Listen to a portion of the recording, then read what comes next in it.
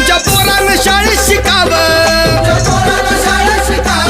आशाला जारीला मुकावं, असं